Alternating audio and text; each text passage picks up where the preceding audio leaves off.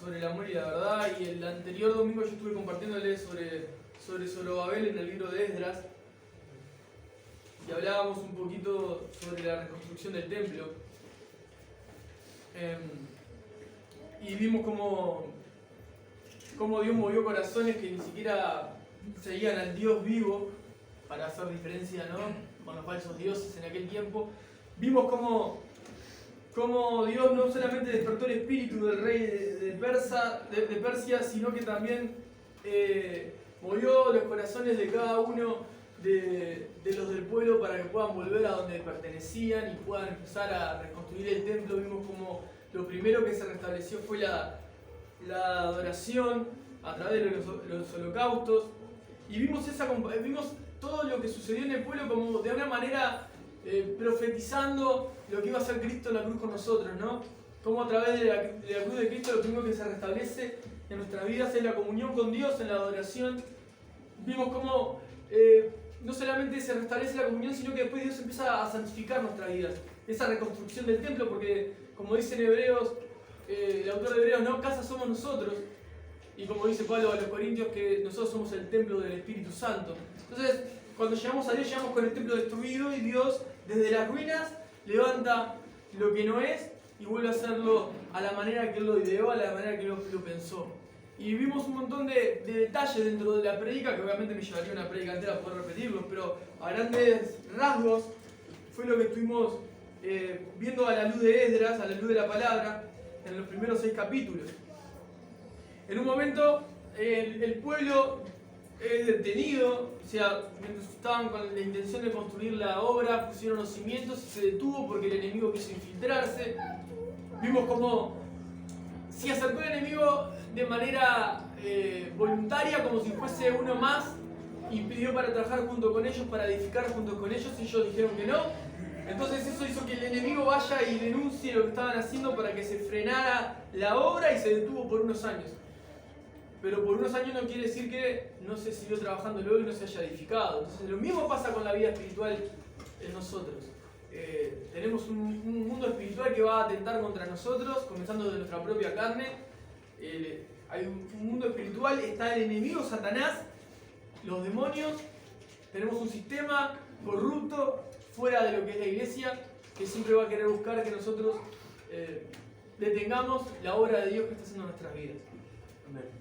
Ahora, todo esto, frente a eso, lo que estaba viviendo el pueblo en ese momento, aparecen 2 profetas, que eran Ageo y Zacarías, y profetizan que tenían que seguir con la obra.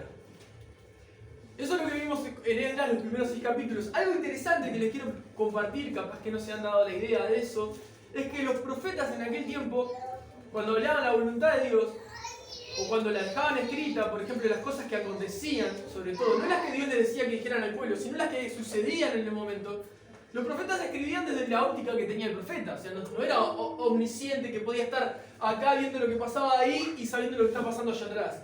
O sea, lo veía desde un lugar, ¿verdad? Entonces, si ustedes leen Ageo y Zacarías, que ambos profetizaron sobre que tenían que seguir y tenían que construir el templo, van a hallar que las palabras de Zacarías sobre Ageo no son 100% iguales. Porque cada uno, desde el lugar que Dios le permitió estar, profetizó y vio lo que sucedió y registró lo que sucedió. No sé si me explico con eso. ¿Por qué les digo esto? Porque mientras Esdras, que se entiende quizá que pudo haber sido Esdras, que escribió Esdras, ¿no? Deja escrito que el pueblo comenzó a adorar a Dios, después colocaron los cimientos, que los que habían visto el primer templo lloraban al ver la construcción del segundo, pero las personas nuevas, los que estaban ahí viendo el templo, estaban llenos de alegría viendo que se estaba construyendo. Todo eso lo registra desde la visión de Esdras. Dios le permite ver a Esdras eso y registrarlo, siendo el profeta, ¿verdad?, que había hablado que tenían que seguir con la obra. Ahora, Ageo y Zacarías, dentro de esa situación, también están allí. Y no van a mentir, van a decir la verdad y van a ver otras ciertas cosas que yo les quiero compartir hoy. Por ejemplo, ¿qué vamos a ver hoy? Vamos a ir a Ageo, al capítulo 1, y vamos a ver más o menos similar el título de lo que dice Esdras. Porque acá Ageo, en el capítulo 1, por título tiene exhortación a edificar el templo. Pero algo que pasa con Ageo, que no pasó en Esdras, es que nos hace ver la condición en la que estaba el pueblo en el momento que Dios le dice que construyan el templo. Porque Esdras cuando dice que Esdras lo que registra es que el pueblo estaba disperso, estaba todo cautivo, pero Dios mueve el corazón del rey de Persia y vuelven a sus tierras. Y después les exhortan a que construyan el templo. Pero no nos cuenta nada sobre el pueblo en sí mismo, sino que estaban haciendo lo que Dios les estaba moviendo a hacer. Acá Ageo, como es la voz de Dios para el pueblo en ese momento, y hoy trayéndolo en esta mañana, es la voz de Dios para nosotros hoy, esta mañana. En el capítulo 1 de Ageo dice exhortación a edificar el templo, y voy a leerles al menos dos versos, los dos primeros, para que tengamos una idea de lo que sucede. Sería tremenda bendición que los que no pudieron ver o no pudieron estar en la prédica sobre Esdras, después la puedan ver para tener un contexto de esto y puedan entender de qué va todo esto. El verso 1 dice así: en el año segundo del rey Darío, en el mes sexto, en el primer día del mes, vino palabra de Dios por medio del profeta Ageo a Zorobabel, hijo de Salatiel, gobernador de Judá, y a Josué, hijo de Josadac, sumo sacerdote, diciendo: así ha hablado Jehová, o el Señor, o Dios de los ejércitos, diciendo: este pueblo dice, no ha llegado aún el tiempo de que la casa de Dios sea reedificada. Ahí, los primeros dos versos. O sea, por un lado tenemos a Esdras, que ya lo vimos la vez pasada, que registra que Dios movió el corazón de las personas para que vuelvan al pueblo, a su tierra, y se puedan asentar en su tierra y construyan sus hogares, ¿verdad? Y eso lo hicieron, pero también la exhortación fue a que se comenzara a construir el templo. Eso lo teníamos claro porque lo vimos la vez pasada. Ahora Ageo registra otra cosa, registra lo que el pueblo sentía en ese momento. ¿Y qué sentía el pueblo en el verso 2? Así ha hablado Jehová de los ejércitos, el Señor de los ejércitos, diciendo: este pueblo dice. O sea, Dios estaba viendo el corazón del pueblo. ¿Qué estaban sintiendo en su corazón? Este pueblo dice: no ha llegado aún el tiempo de que la casa de Dios sea reedificada. O sea, por un lado tenemos que Dios le estaba diciendo que tenían que construir el templo, o sea, tenían que ir a sus tierras, volver a edificar sus casas para construir el templo, pero ellos en su corazón estaban diciendo: aún no es el tiempo. Ahora, si lo vemos para aquel momento y lo traemos para hoy, para poder vernos nosotros frente a este texto, ¿cuántas veces te puedes estar encontrando, deduciendo o conjeturando o pensando que no es el tiempo de algo que Dios ya dijo que es el tiempo? A ver, ¿cuántas veces puedes estar diciendo o tomando medidas en tu vida? ¿Nunca te pasó que, no, yo ahora tomé la decisión, eso es tremendo, ¿no?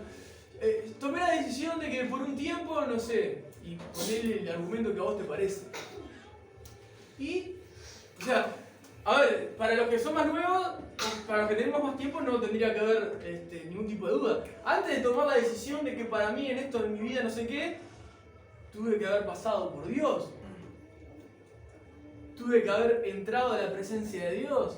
Tuve que haber estado con Él, tuve que habérselo expresado a Él, tuve que haberle pedido que me muestre, que me dé dirección, que abra o cierre puertas porque yo quiero andar en su voluntad.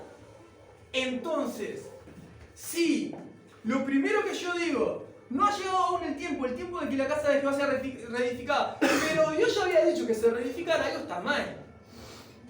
¿Quién está mal? ¿Dios o el pueblo? El pueblo, indudablemente. Pero piénsenlo, piensen para su vida. ¿Cuántas veces ustedes hacen determinaciones? Pero no estamos hablando de determinaciones, o sea, las cosas más sencillas de repente, que ustedes puedan determinar. Tomé la decisión de, no, esta semana tomé la decisión, viste, de, bueno, me voy a quedar en casa, porque viste que yo necesito. Pero esta semana tomé la decisión de, no, tomé la decisión de salir. Y todas las decisiones quizás hasta sean buenas. Voy a veces no tienen nada de malo. ¿Qué tienen de malo? Nada. ¿Cuántas decisiones puedes tomar por día? Una cantidad. Decisiones hasta de decir si tomo 2 vasos con agua o 1, por decir algo, ¿no? Todo el tiempo estamos tomando decisiones. Ahora, cuando son referente a tu vida, en el sentido de que pueden contraponerse a la voluntad de Dios, ¿Lo consideramos o no lo consideramos? Porque muchas veces podemos estar tomando decisiones que van a afectar drásticamente nuestra vida y tenemos este mismo corazón que el pueblo. O sea, no, el pueblo claramente estaba, esto es lo que estaba en el corazón, nada, así, imagínense que Ageo se para delante del pueblo y le dice, Ageo es el profeta, es la voz de Dios para ese momento, y se le para delante del pueblo y le dice, así dicen ustedes, porque no lo van a escuchar. No ha llegado el tiempo de construir el templo.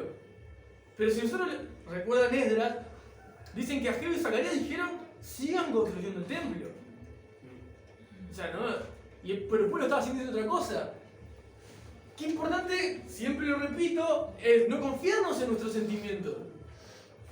Si confías en tus sentimientos te están engañando. El pueblo sentía que no había llegado, que no era el tiempo de construir. Pero Dios estaba diciendo otra cosa. Miren lo que sigue, porque es bien interesante. Dice, no ha llegado el tiempo de que la casa de Dios sea reedificada. Entonces vino palabra del Señor por medio del profeta Ageo diciendo, ¿es para ustedes tiempo, para ustedes, de habitar en sus casas artesonadas y esta casa está desierta? Pues así ha dicho el Señor de los ejércitos, mediten bien sobre sus caminos. Siembran mucho y recogen poco, comen y no se sacian, beben y no quedan satisfechos, se visten y no se calientan, y el que trabaja a jornal recibe su jornal en saco roto. Así ha dicho el Señor de los ejércitos, mediten sobre sus caminos. Hasta ahí, hasta el 7 en principio. Pero lo que les dice Ageo al pueblo, ¿no? ¿Cómo comienza? Es para ustedes tiempo, para ustedes de habitar en sus casas artesonadas, esta casa está desierta. Así ha dicho el Señor, mediten sobre sus caminos. No les está diciendo ni siquiera en ese momento qué tienen que hacer. Les está diciendo, piensen bien lo que están haciendo. Mediten en lo que están haciendo. Si nosotros podemos tener un poco de contexto y entendemos cómo interpretar la palabra para no caer en algún pecado como el que les voy a compartir, vamos a evitarnos grandes problemas. Esto no se trata de decir, sí Señor, es verdad, estoy en mi casa y tengo que ir a la iglesia a hacer algo. No tiene nada que ver. Porque el templo, como les dije la vez pasada, en aquel momento el templo era donde se encontraba la presencia de Dios, donde se rendía adoración a Dios, donde se tenía que levantar y edificar de la manera que Dios había determinado para que se le diera la adoración que merecía en ese momento de esa forma.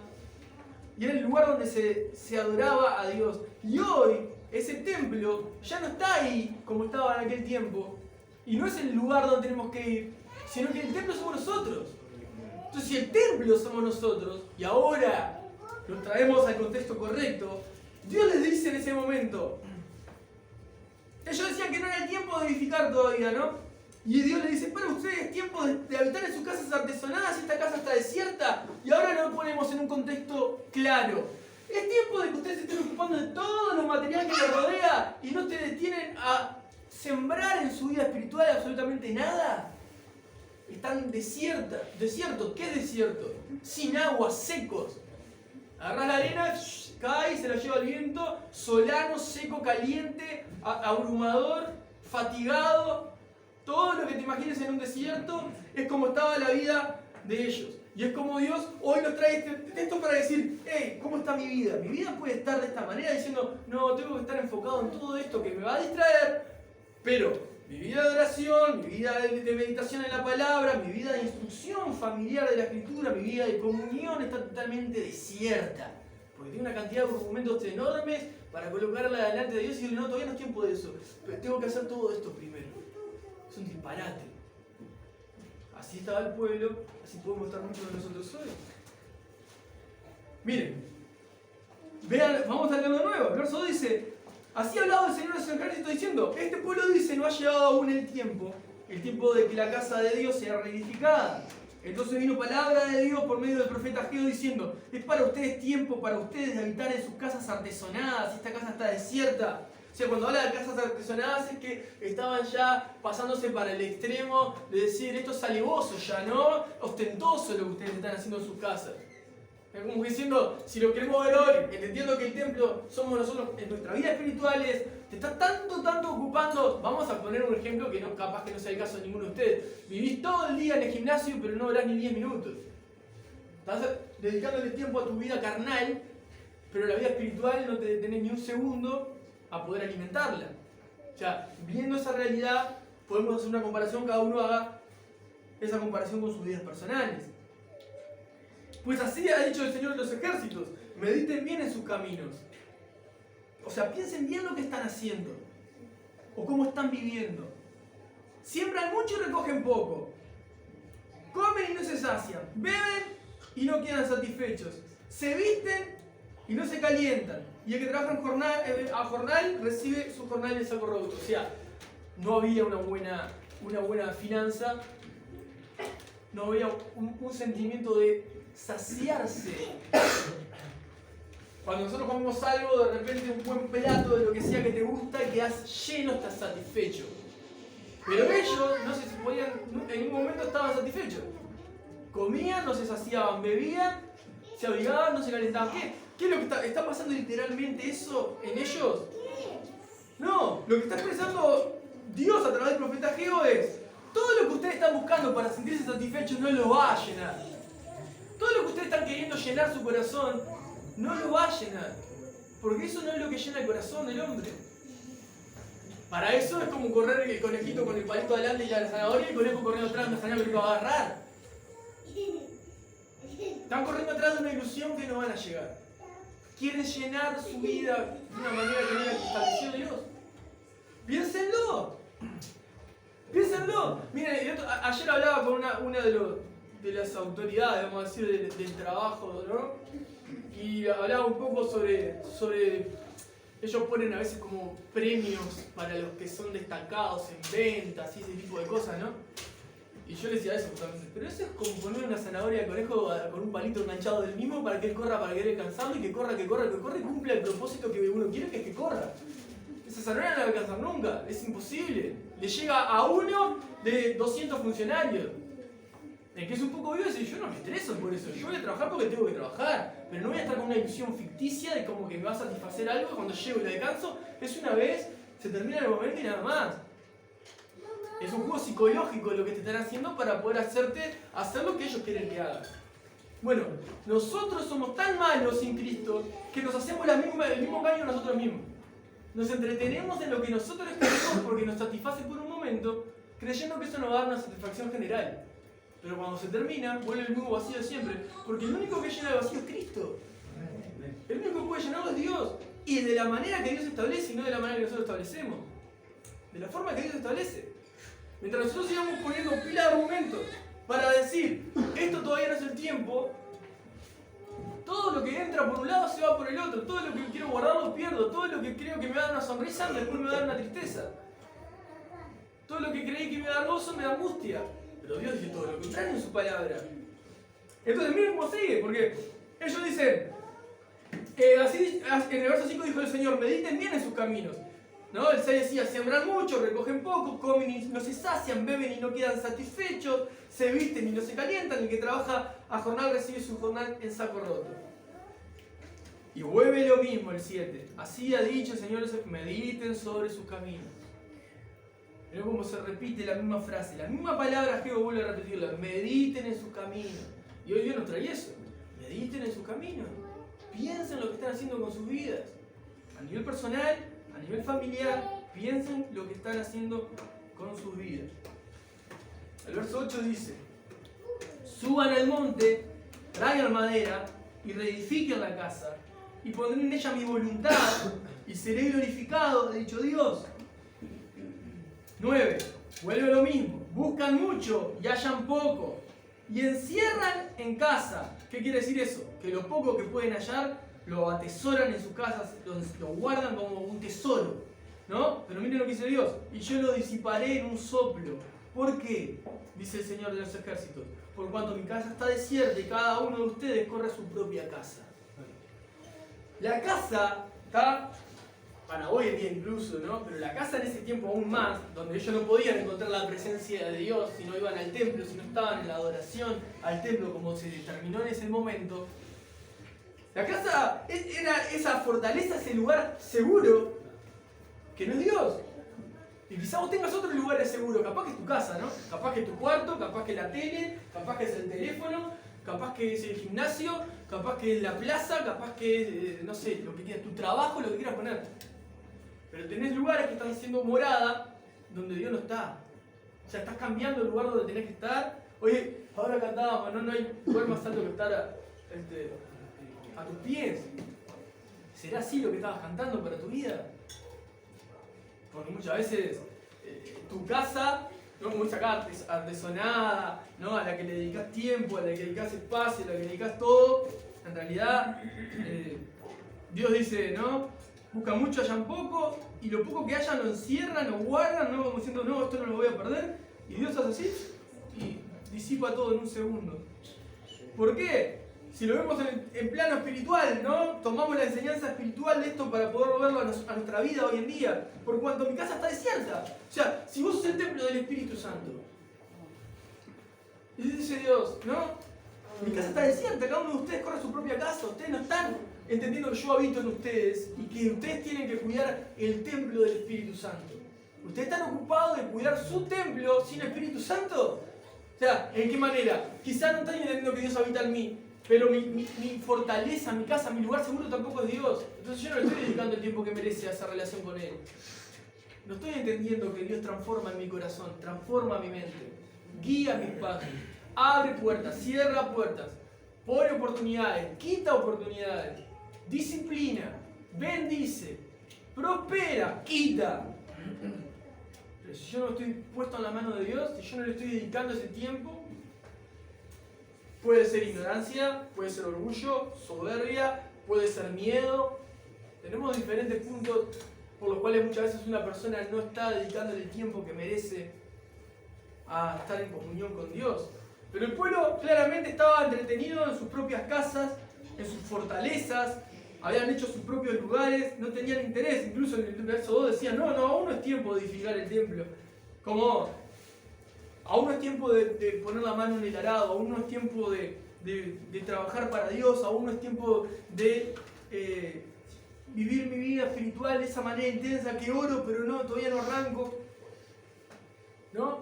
Porque estoy entretenido. Y miren lo que dice el verso 10 y 11.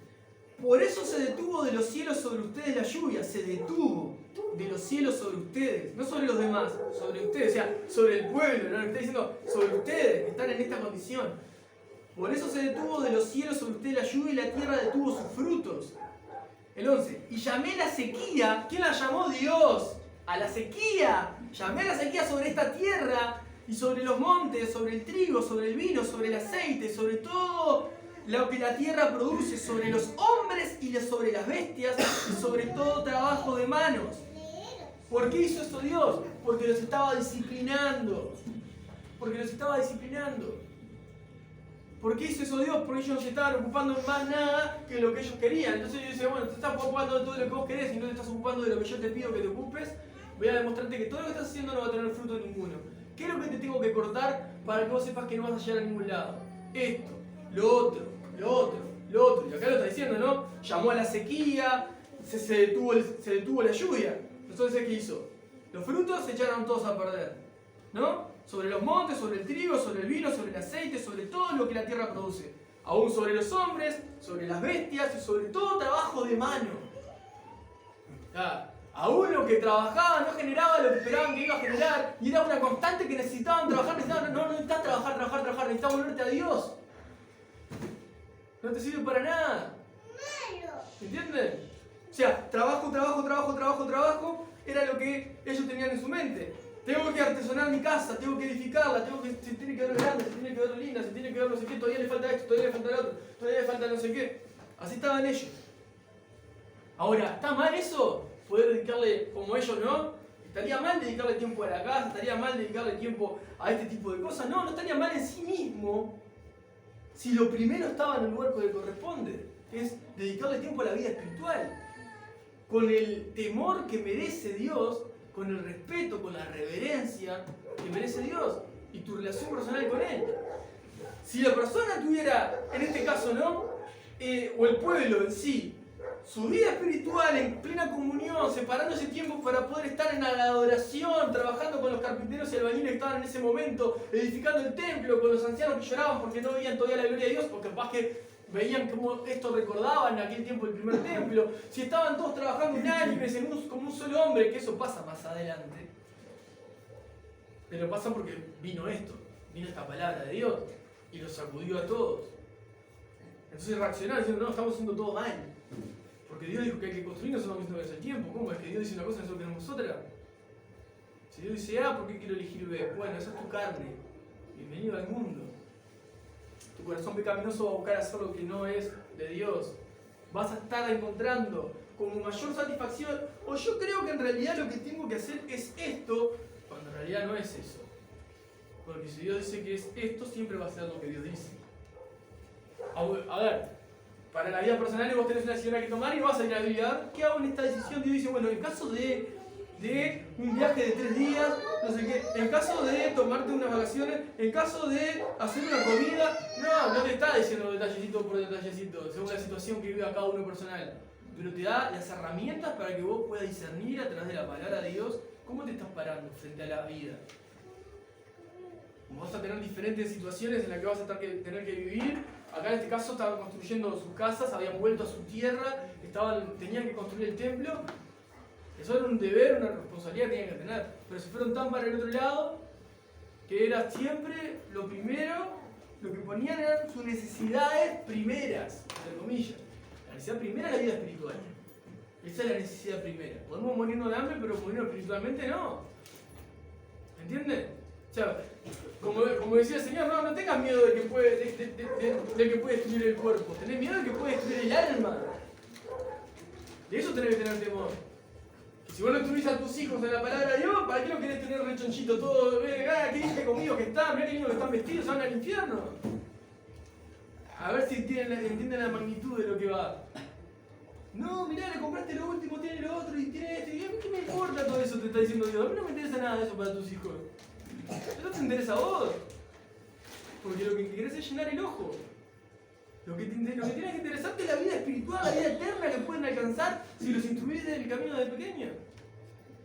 Ahora, no podemos pretender eso si nosotros personalmente no estamos en esa búsqueda. Si no estamos en esa edificación personal. ¿Entienden? Podemos tener cuatro tablas y una chapa de casa y tener una vida espiritual que revienta todo. Porque no lo hace lo exterior a la vida espiritual. Estamos mucho más bendecidos que los que puedan vivir en casas artesonadas de 3 pisos con todos los lujos. Ahora, podemos ser las personas más humildes que existen, hablando económicamente, y los más soberbios y orgullosos que hay. A veces te vas a encontrar con personas que viven una realidad y necesitan constantemente mostrar otra. Entonces yo digo, ¿no? Si nosotros estamos queriendo hacer la voluntad de Dios, buscando vivir en la voluntad de Dios, indudablemente no tengo que mostrar una vida que no llevo. Y como que hay una tendencia, ¿no?, del corazón siempre querer, por esa ignorancia, decir, quiero darle a mis hijos lo mejor, todo lo que yo no pude tener. Lo que no pudiste tener capaz antes era Cristo, dale a Cristo primero, después lo otro, bueno, vendrá. Vuelvo a repetir desde ese lugar porque creo que eso hace una buena ilustración desde la situación del corazón de cada uno. O sea, no estamos hablando de más nada que Dios, si te ama porque te llamó, el si te ama no quiere decir que es una duda, sino que si te ama, ¿tá? Él te ama, Él va a tomar cartas en el asunto. Como Ageo, voz de Dios en ese momento para el pueblo, le dice, miren, ustedes están viviendo de esta manera. Yo digo que hagan esto, ustedes quieren hacerlo otro. Piensen esto. Ahora, miren, Dios lo llama a disciplina, verso 10 y verso 11. Dice, el 11 dijo que llamaba a la sequía. Y ahí no está hablando de sequía espiritual, ¿no? Sino de la sequía física. O sea, no se me abren las puertas, no logro encontrar la vuelta a esto, entra por un lado, se va por el otro, pasa esto, pasa lo otro. Bueno, sencillamente estás muy enfocado en todo eso y no estás enfocado donde tenés que estar enfocado. Miren el verso 12 dice, y oyó Zorobabel, hijo de Salatiel. Y ahí ese oyó para mí ya es fundamental. Y oyó Zorobabel, hijo de Salatiel, y Josué, hijo de Josadac, sumo sacerdote, y todo el resto del pueblo, la voz del Señor su Dios, y las palabras del profeta Ageo, como le había enviado el Señor su Dios, y temió el pueblo delante de Dios. Frente a semejante palabra, a ver, piensa en esto. Dios hoy te está diciendo, medita en tus caminos, porque muy probablemente más de uno de los que estamos acá adentro está viviendo como este pueblo. Si no, Dios no traería una palabra así. Si no, Dios no nos llevaría a detenernos en las palabras de Ageo dentro del contexto que habíamos compartido la vez pasada. Que el contexto de la vez pasada fue increíblemente bellísimo y esperanzador saber que aún haciendo macanas, Dios lo que termina, lo que comienza lo termina, y Dios se va a dedicar a edificar el templo de cada uno de nosotros. Y podemos encontrar esperanza, podemos encontrar consuelo, sabiendo que aún cuando viene el enemigo a detener la obra, espiritual, hablando, familiar, interna de nosotros, Dios la va a continuar y la va a terminar, porque ese es nuestro Dios. Maravilloso, esperanzador, alentador. Pero ¿cómo está tu corazón frente a esa realidad? Porque se detuvo la obra en un momento por el enemigo, pero a veces el enemigo sos vos mismo. Como el pueblo en ese momento. No, todavía no es tiempo de rectificar. Todavía no es tiempo. Vos poniéndole, ¿no?, como argumentos a Dios, diciendo, no, espera un poquito porque yo creo que ahora tengo que hacer esto otro. Meditá sobre tus caminos. Si te encontrás ahí atareado, buscando mucho y hallando poco, ¿está? Como dice acá, o si te encontrás, como dice acá, en esa sequía, ¿no?, material, vamos a hablar, pensá en la sequía que puedes estar teniendo espiritual y afirmá tus pasos en la vida espiritual. Frente a esta exhortación, frente a este llamado y esta disciplina de Dios al pueblo, fue que Zorobabel, que era el que no gobernaba, sino el que lideraba, vamos a decir, al resto del pueblo, oyó y escuchó a Dios. Por eso yo le decía, ¿no? Y oyó Zorobabel, y no solo Zorobabel, Josué, también todo el resto del pueblo, todos escucharon la voz de Dios. Y las palabras del profeta Ageo, ¿no? Como se le había enviado su Dios. Y el pueblo temió, y ese temió el pueblo delante de Dios tuvo temor, se arrepintió y respondió como Dios llamó que debían responder. Entonces nosotros conocemos la historia porque lo leímos la vez pasada. Comenzaron a edificar el templo. Pero entre todo lo hermoso que registró de Edras, faltaba lo penumbroso que dejó Ageo.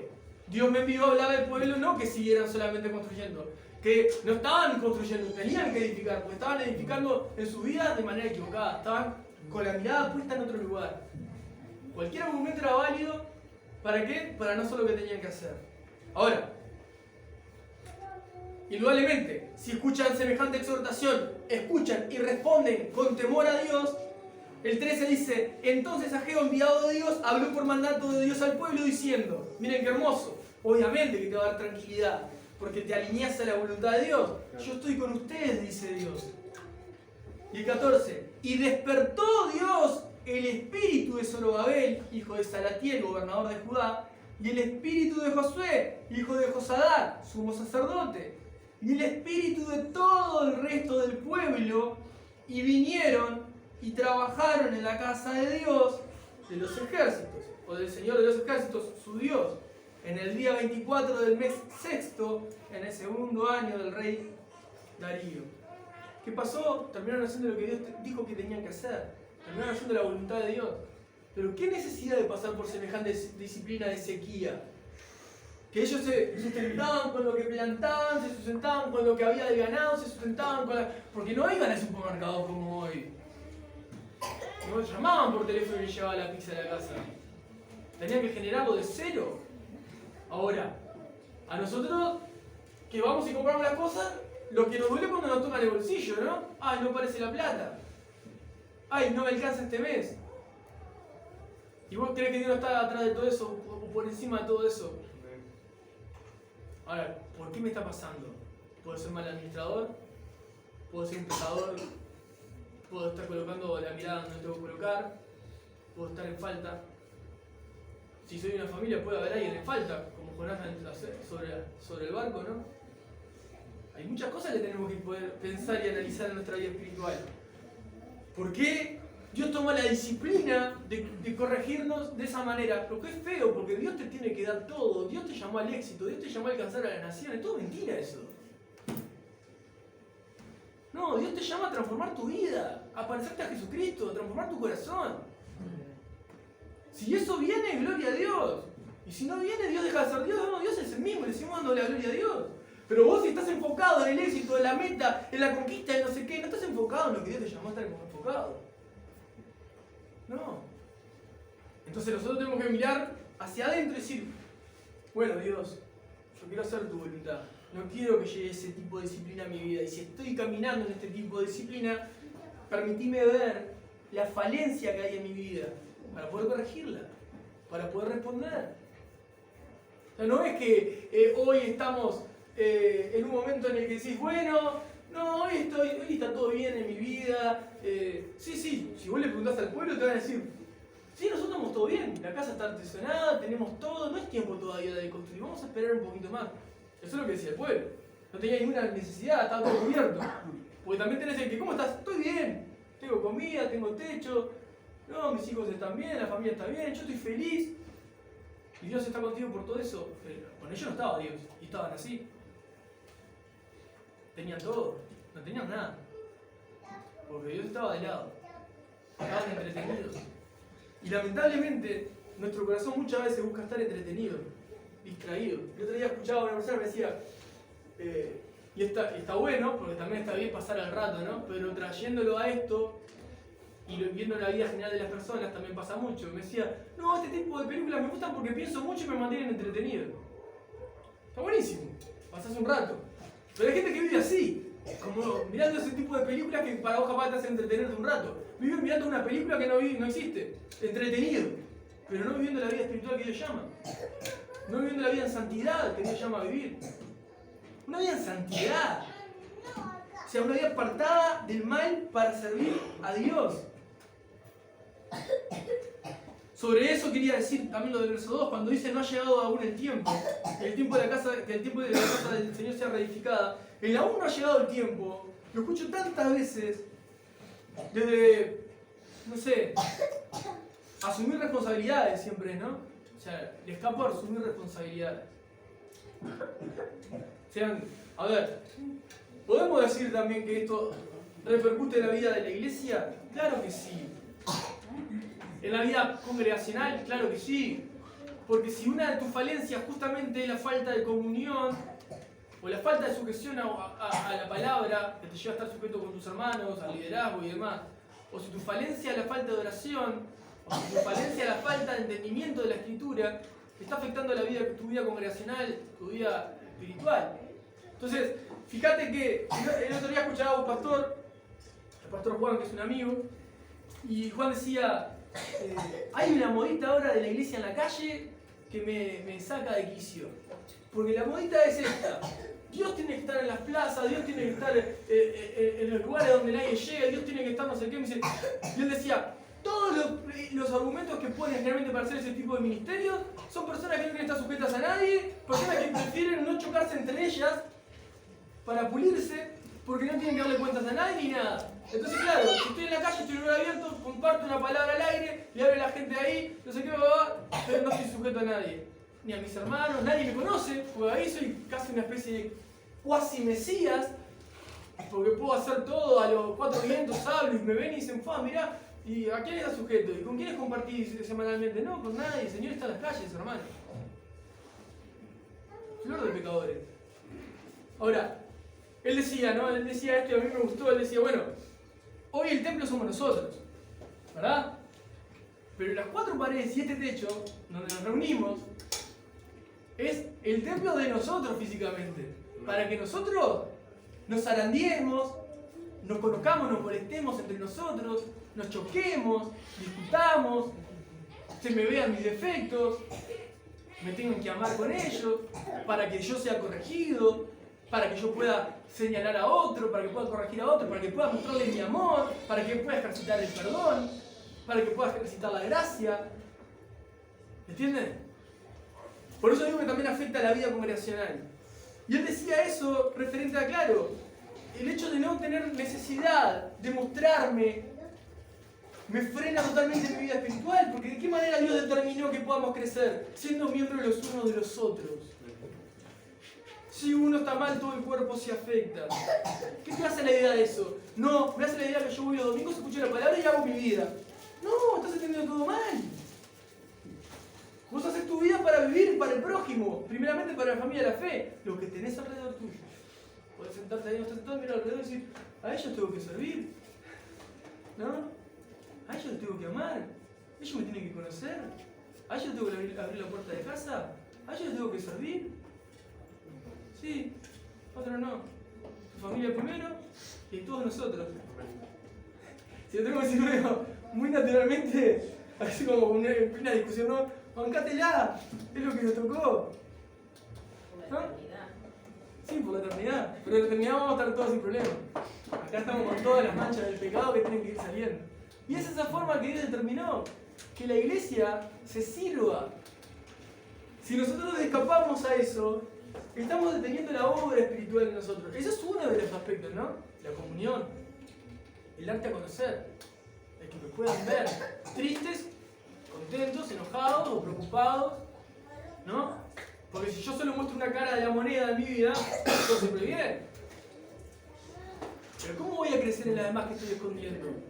No te digo que seas una persona que hoy quiero contar toda mi vida personal para el otro y dices, no, estoy diciendo que Dios te colocó en un lugar donde van a haber choques, donde van a haber fricciones que son necesarias, que son maravillosas cuando se ejercita el perdón, la gracia, cuando se ejercita la sinceridad, cuando se ejercita el amor.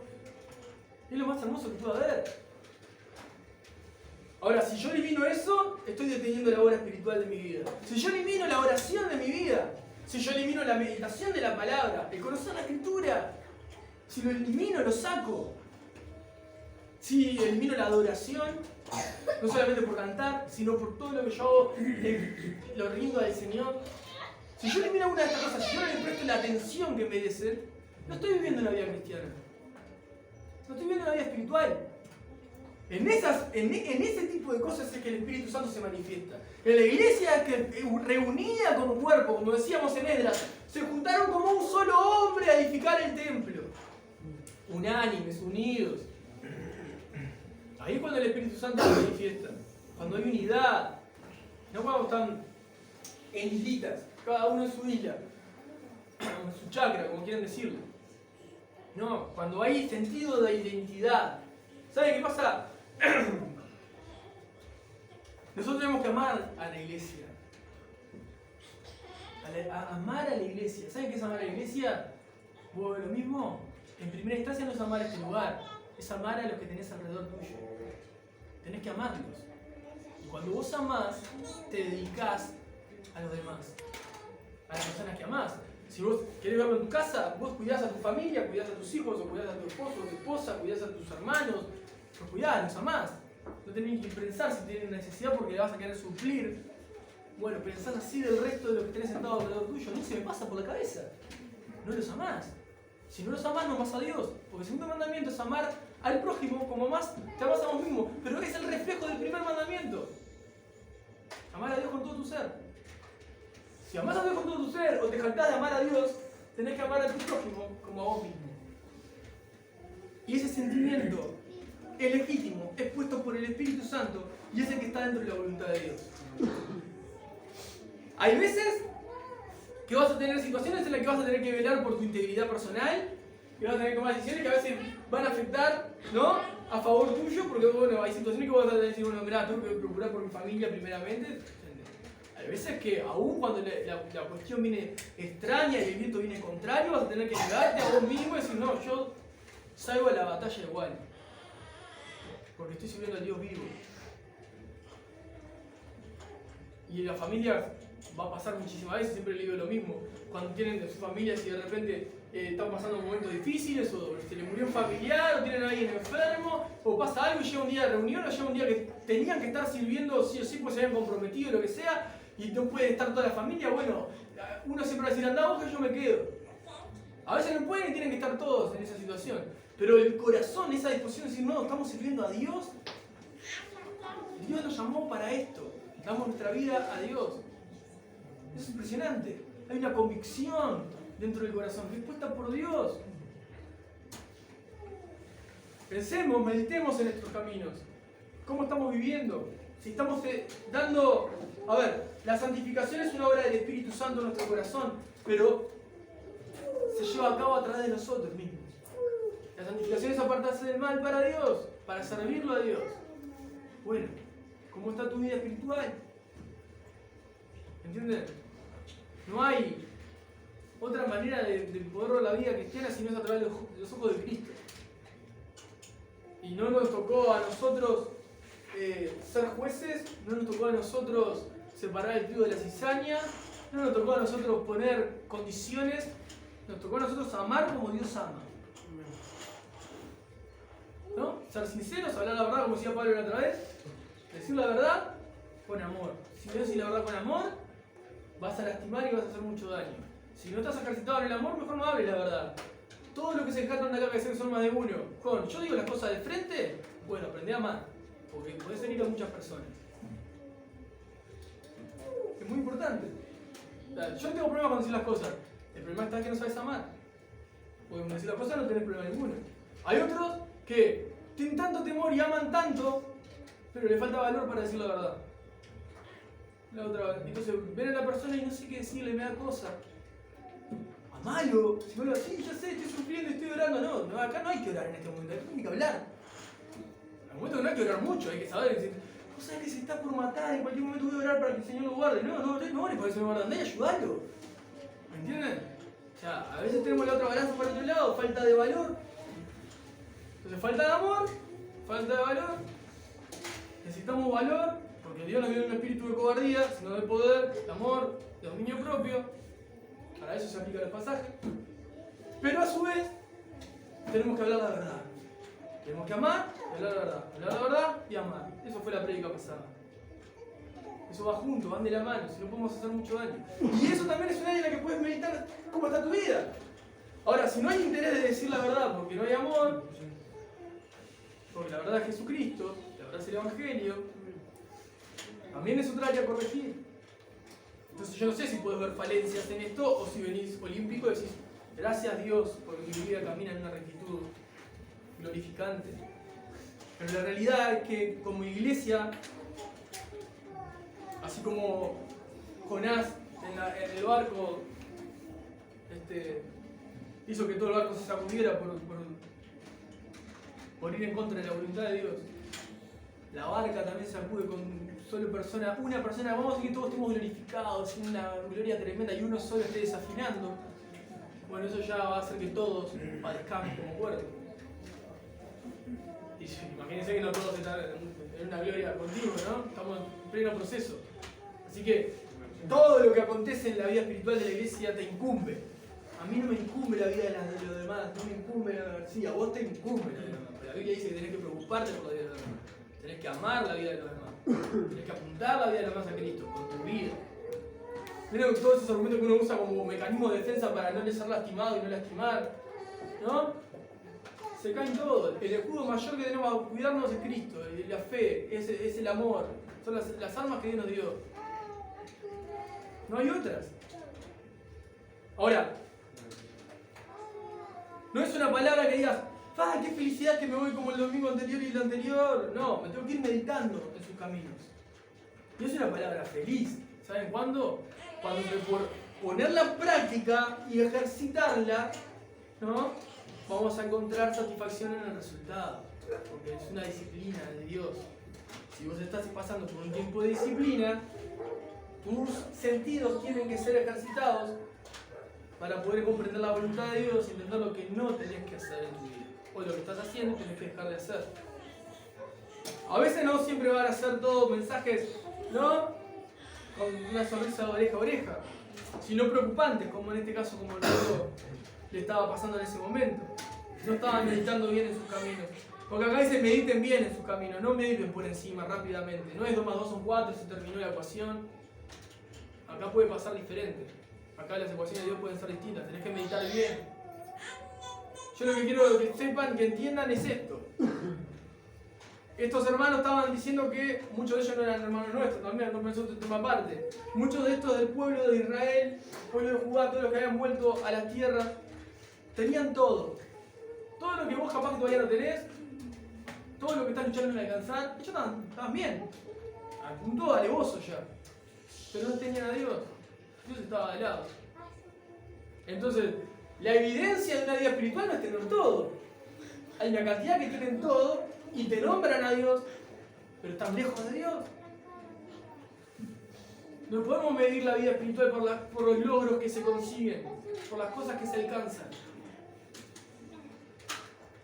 Se puede ver la vida espiritual bajo presión, cómo uno reacciona frente a las adversidades, cómo se para frente a las adversidades, cómo responde frente a las adversidades, con qué carácter, con qué integridad, con qué sinceridad, con qué amor, con qué verdad. Cómo respondemos frente a ellas habla del carácter de Cristo y la obra del Espíritu Santo en nuestra vida. No de otra forma, no de otra manera. Ahora, si vos me hablas de espiritualidad y tu espiritualidad es emocionalismo, estamos mal. Porque tu vida no fue transformada por Dios. Y tenemos emociones, sí, vamos a reírnos, vamos a llorar, vamos a celebrar, vamos a festejar, pero si tu vida es un griterío, si tu vida es una distracción continua, si tu vida es solo entretenimiento, si tu vida es trabajo todos los días, si tu vida es estoy todos los días haciendo cualquier cosa para poder estar haciendo lo que sea menos lo que tengo que hacer, indudablemente no estás en la voluntad de Dios. Y no estás madurando, y no estás transformando tu vida, y no estás transformando la vida de nadie y lo que te rodea, porque Dios te está llamando a que te arrepientas para poder hacer la voluntad de Dios. Muy importante que puedan meditar en esto. Yo sí tengo que decirle, llévense dos versos por lo menos en su mente. Bueno, piensen en el verso 2 cuando decía el pueblo, no ha llegado aún el tiempo, y piensen si ustedes lo han dicho en algún momento. Y piensen lo otro que Dios dice, mediten bien en sus caminos. Lo que están pasando en hoy en día, piensen en sus caminos, piensen en su vida. Les pongo otro ejemplo y termino con esto. El pueblo de Israel, ¿qué hacía? Recordaba lo que los padres, yo se lo dije en la prédica que prediqué, ¿no? Recordaban lo que los padres habían hecho y cuando pasaron en seco por el mar y bla, bla, y recordaban todo el pasado y era todo luces y todo. Una vida espiritual tremenda, ¿no? La mano de Dios estaba ahí.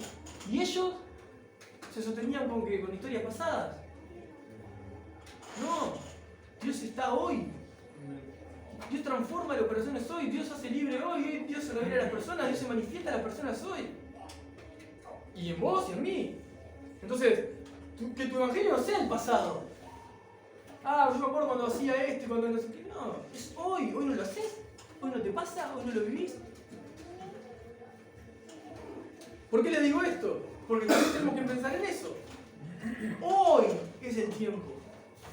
Hoy abro la boca y predico. Hoy sirvo al Señor. Hoy respondo a la verdad que Dios me ha llamado a responder. Por sobre todas las cosas. Y Dios bendice a quien, al que es obediente. Dios bendice al que es obediente. Hermanos, tengo hasta acá para compartirles. Creo que es más que suficiente para poder pasar un fin de semana meditando, que muchos de ustedes, gracias a Dios, pueden descansar y no tienen que ir a trabajar.